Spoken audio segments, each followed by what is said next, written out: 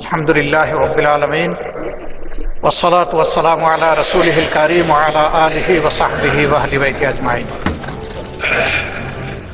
মাননীয় স্পিকার, আমাকে সুযোগ করে দেওয়ার জন্য আপনাকে অসংখ্য ধন্যবাদ।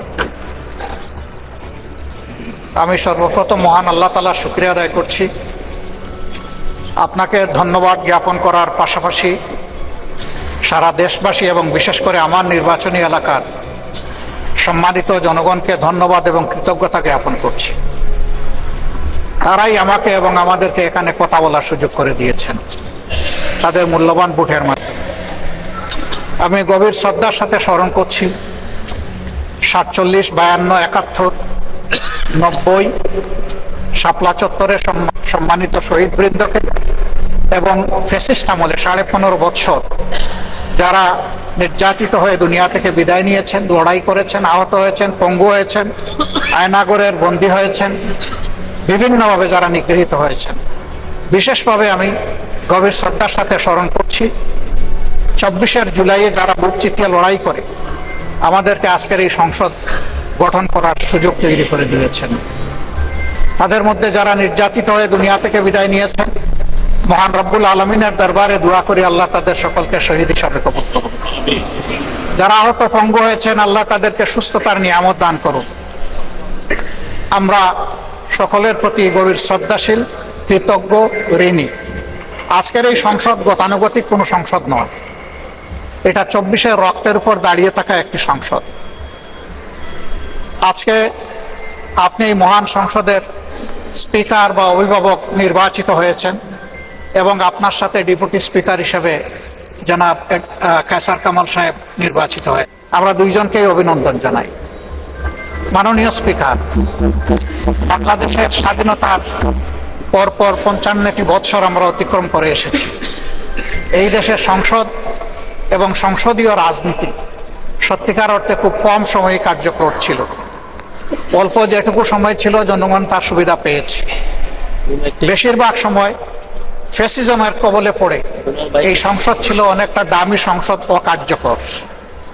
এবং আপনি যে বিরল সম্মানে আজকে ভূষিত হয়েছেন, এই জায়গায় অভিভাবকত্বের দায়িত্ব যারা পালন করেছেন অতীতে, তারা নিজের উপর, সংসদের উপর, দেশবাসীর উপর, গণতন্ত্রের উপর, মানুষের অধিকারের উপর তারা সুবিচার অনেকেই করতে পারেননি।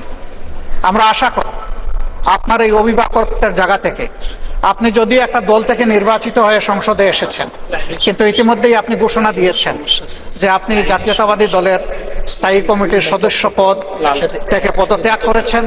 এখন আপনি সকলের, আমরা মনে করি আপনার কাছে সরকারি দল এবং বিরোধী দল আলাদা কিছু হবে না। আপনার কাছে আমরা সুবিচার পাব, জাতির কল্যাণে যে কথাগুলো বলতে চাইব সেই কথাগুলো বলার সুযোগ আপনার কাছ থেকে পাব। আপনার নেতৃত্বে এটি একটি গতিশীল সংসদ হবে, এটা আমরা আশা করতে চাই। আমরা আশা করতে চাই অতীতে যে মন্দ নজির সৃষ্টি হয়েছে বিভিন্ন সময়, এটি নতুন করে আর হবে না। আজকের এই সংসদে অনেক তরুণ সদস্য এখানে আজকে এসেছেন। আমিও বয়সে একটু বেশি হলেও আমিও তরুণ। আমার জীবনে এটা প্রথমে এই সংসদে ঢুকি, সুতরাং আমিও তরুণদের একজন। সেই তরুণরা যারা এখানে প্রাজ্ঞ আছেন, অতীতে যারা এই মহান সংসদের সদস্য বারবার নির্বাচিত হয়েছেন, তাদের কাছ থেকে আমরা ভালো কিছু শিখব। আমরা অতীতের সংসদগুলোতে দেখেছি এখানে দেশের মানুষের কল্যাণ বিবেচনায় আলোচনা না হয়ে মানুষের চরিত্র হননের জন্য এখানে বিপুল সময় ব্যয় করা হয়েছে। আমি আপনাকে বিনীতভাবে অনুরোধ করব, এই সংসদ যেন কারো চরিত্র হননের কেন্দ্রে পরিণত না হয়। আপনার কাছ থেকে কেউ সামান্যতম সুযোগ যেন এই ব্যাপারে না পায়। আমরা চাই এই সংসদ শুধুমাত্র জনকল্যাণে প্রতিষ্ঠিত হবে এবং পরিচালিত হবে। আমি আস্থাশীল, গভীর আস্থাশীল, আপনি একজন লড়াকু মুক্তিযোদ্ধা, আপনি পারবেন ইনশাআল্লাহ এই সংসদকে সফলভাবে নেতৃত্ব দিতে। আমরা আপনার সঙ্গত প্রত্যেকটি বিষয়ে কথা দিচ্ছি, আমরা আপনাকে সমর্থন দিব, সহযোগিতা দিব, আপনার জন্য দোয়া করব। আমরা আপনার কাছ থেকে শুধু ইনসাফ আশা করব।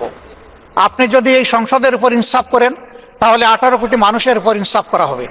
কারণ রাষ্ট্রের গুরুত্বপূর্ণ 3টি অঙ্গের একটি হচ্ছে সবচেয়ে গুরুত্বপূর্ণ অঙ্গ। এই অঙ্গটা যখন সুস্থ সবলভাবে পরিচালিত হবে, বাকি 2টা অঙ্গ সরাসরি সেইভাবেই কাজ করবে।